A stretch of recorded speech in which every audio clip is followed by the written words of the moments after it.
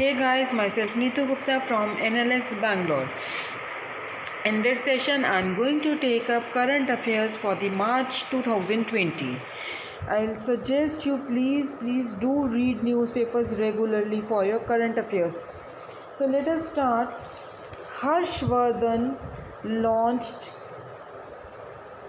conceptualized national teleconsultation centers to connect doctors in India with AIIMS. Is it clear? Now, who is Harshvardhan? He is the Union Minister of Health and Family Welfare. Doctor Harshvardhan he is union minister of health and family welfare.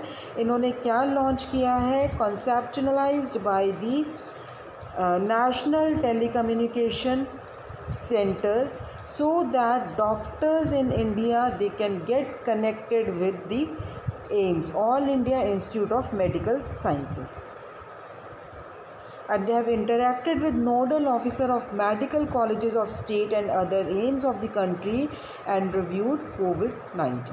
ठीक है, वो किस वजह से वो connect करना चाहते थे कि हम ये जो कोविड-19 है इसके लिए प्रिपेयर हो, रिव्यू हो, क्या इसका ट्रीटमेंट हो सकता है. Is it clear? That is the कंसेप्चुअलाइज्ड national telecommunication centre launch हुआ था. Next is states can tap up 30% of remaining DMF funds to combat 19. सो अब इसमें क्या है कि जो सेंटर है, सेंटर ने कुछ गाइडलाइंस इशू की हैं जिसमें उन्होंने स्टेट गवर्नमेंट को डायरेक्ट किया है, स्टेट गवर्नमेंट को अलाउ किया है कि they can use district mineral foundation funds जो किसके लिए कलेक्ट किए गए थे, टू कॉम्बैट कोविड-19 pandemic. They can utilise those funds. Is it clear? किस पर्पस के लिए? टू कॉम्बैट कोविड-19 पैंडेमिक. बट दे सेड कि जो एक्सपेंडिचर रिलेटेड टू कोविड-19 should not exceed 30% of the balance fund available with district mineral foundation fund. Is it clear? As of January the amount accrued under DMF कितना था? ₹35,925.39 करोड़ रुपये. Is it clear? तो उन्होंने क्या कहा है कि स्टेट्स को सेंटर ने अलाउ किया जो डिस्ट्रिक्ट मिनरल फाउंडेशन फंड्स हैं उसको आप यूज़ कर सकते हो टू कॉम्बैट कोविड-19, but that should not exceed 30% of the balance fund which is available with district mineral foundation. Next is government approves insurance scheme for health workers fighting to contain COVID-19.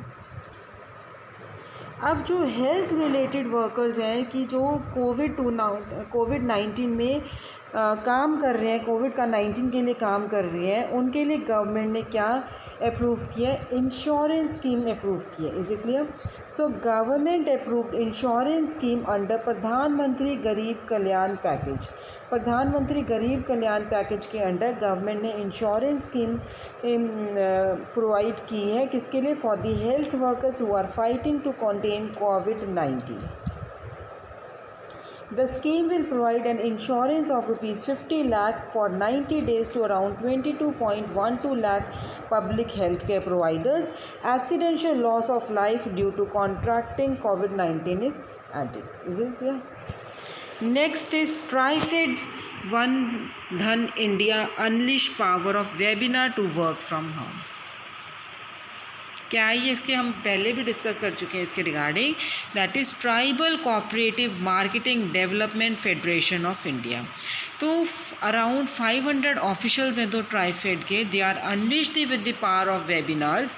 So through tech for tribal scheme that was launched in March 2020 around 3.35 lakh tribal entrepreneurs were gathered. तो Van Dhan GIZ based website gathered more than 50 lakh people. Next is 47,400 megawatt coal-fired power projects were cancelled in India in 2019. 2019 में इन्होंने कहा है कि 47,400 megawatt coal fired projects है वो cancel किए गए हैं, डिफरेंट स्टेजेस पे कैंसिल किए गए हैं. So they have reduce the total under development coal capacity to 66 gigawatts. ये कहाँ पे मेंशन था? बूम एंड बस्ट 2000 रिपोर्ट जो दी थी global energy monitor, green peas international. वहाँ से. Is it clear? Next is COVID-19 impact. Government relaxes rules for withdraw from EPFO accounts. EPFO accounts means Employees Provident Fund Organization. तो यहाँ पे COVID-19 का impact क्या था? गवर्नमेंट ने rules relax कर दिए जो there is a rules, certain rules है regarding to operate your employees provident fund organisation accounts. इसमें से गवर्नमेंट ने रिलैक्स कर दिया, रूल्स को रिलैक्स कर दिया कि आप किस तरह से अपने EPFO में से के अकाउंट में से विड्रॉ करवा सकते हो. Is it clear? So as per the gazette notification issued by the labour ministry, employees provident fund organisation subscribers can withdraw 75% of their savings or to maximum of 3 months basic pay and dearness allowance from their PF account, whichever is lower. So once the subscriber withdraws the amount, it cannot be replenished. Is it clear? Now EPFO subscribers, they can withdraw 75% of their savings or up to a maximum of 3 months basic pay and dearness allowance from their PF account. Is it clear? Next is PMO set up 11 high panels to mitigate coronavirus worries. इन्होंने क्या कहा है कि जो PMO 11 high levels panel setup करते हैं ताकि ये कोरोना वायरस के वरीज़ हैं उससे हम उसको डैमेज कर सकें, उसको ख़त्म कर सकें. Is it clear? So union government setup 11 empowered groups to draw up and execute a comprehensive plans to tackle the adverse impact of the coronavirus crisis. P.K. Mishra, Principal Secretary to the Prime Minister, reviewed a meeting of the groups on 29th March. Panel have been set up under the Disaster Management Act. Next is Export Promotion Council for Handicrafts. Export Promotion Council for Handicrafts, they cancels 49th Delhi Fair Spring 2000 view in present status of COVID-19. Is it clear? तो इन्होंने क्या cancel किया गया है? Export promotion council for handicrafts. By the name itself suggest कि it is some programme for the promoting handicrafts. तो वो 49th addition था दिल्ली फेयर स्प्रिंग 2020, वो कैंसिल कर दिया है क्योंकि COVID-19 की वजह से. पहले जो शेड्यूल था इसका दिल्ली फेयर स्प्रिंग 2020 का, according to that it was to be held from 15th to 19th of April. 15 to 19th of April, but export promotion council for handicrafts ने उसको कैंसिल कर दिया. जो इनके director general export promotion council for handicrafts के राकेश कुमार हैं, और ये EPCH that was established under the companies act in 1986-87. Is it clear? Next is government extends validity of vehicle permits till June 30th. Now कि अगर आपको कोई अपने driving licence है, परमिट्स हैं और वो आपके एक्सपायर हो गए हैं सिंस February 1st, तो सेंटर ने उसके लिए डेट एक्सटेंड करवा ली है कि वो डॉक्यूमेंट्स को जो आपने वैलिड करवाना है that has been extended till 30th June. Is it clear? So ये जो डिसीजन लिया गया है किस वजह से लिया गया है? Decision was taken to facilitate the citizens facing difficulties in renewing the validity of the documents related to motor vehicles.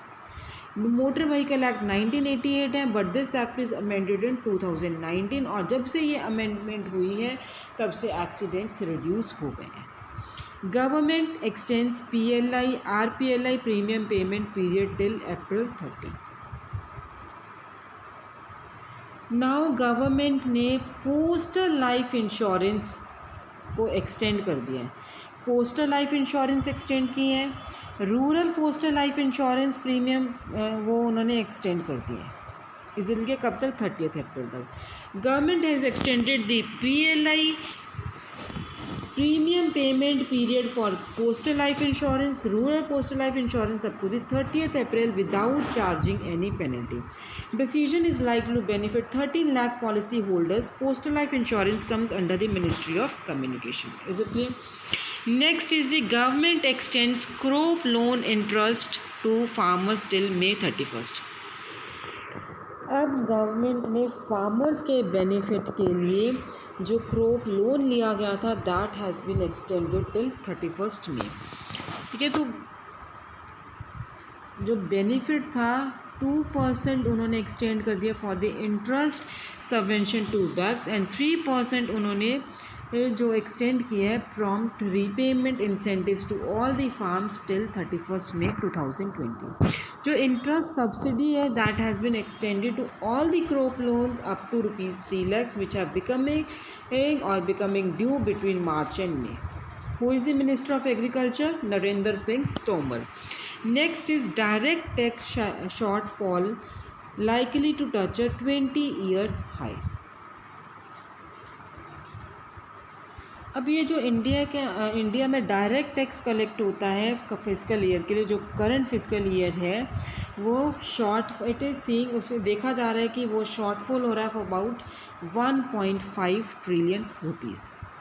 तो जो इनकम टैक्स डिपार्टमेंट है वो टोटल एस्टिमेट कितना लगा रहे हैं, collection to be between 10.5 ton and 10.7 ton against the revised target of ₹11.7 trillion. Government had set a target of 13.5 trillion for financial year 2020. Is it clear? Now, National Gallery of Modern Art celebrates 66 years. National gallery of modern art celebrates 66 years.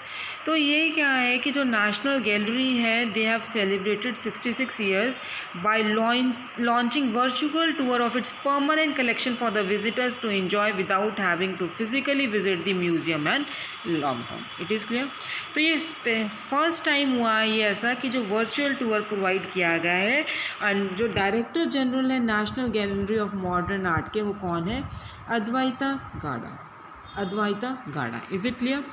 Now next and the last topic, that is Ministry of Corporate Affairs introduces the company's fresh start scheme 2020.